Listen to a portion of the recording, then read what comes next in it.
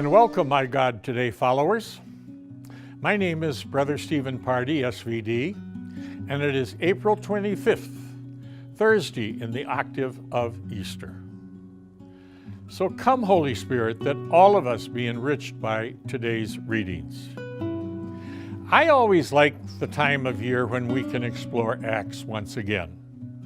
Its descriptions of the early church are so very well told, and then they frustrate us so much when it all comes to an abrupt halt. And today is one of those tales.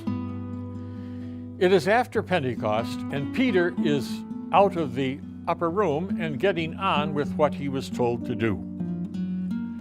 Evidently, all that he was told was taking hold. The penny had finally dropped. Here, this timid, vacillating, and cautious man had all of a sudden made a complete turnaround and become the person we see here today.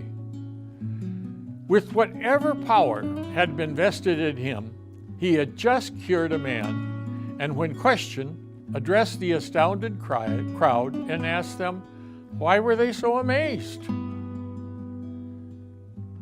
And then he laid it all out for them in no uncertain terms from the prophets on down. It is quite a speech and quite a reformation from one personality to another.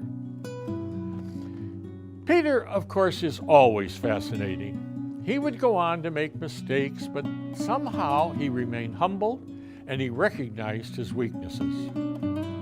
Both Paul and he would have their differences, and both were flawed human beings, as were all of those that Jesus so randomly chose. He certainly didn't choose perfect people to carry out his message, and so it would be in the years to come. Throughout the ages, the leaders and the saints that appear are invariably flawed, and yet they have created so much in their weakness and indeed humility. Saints like Peter and Paul and all of the others are but sinners who recognize their weaknesses and yet created so much in simple faith. You know, I can't think of one proud saint. Now, if you can, don't hesitate to let me know and add to my education. But by the way, write anytime and let us know how we are doing. As to the saints, though, they are all inevitably humble and would, like Paul, come to realize that I can do all things in him who strengthens me. Amazing grace indeed. Amen.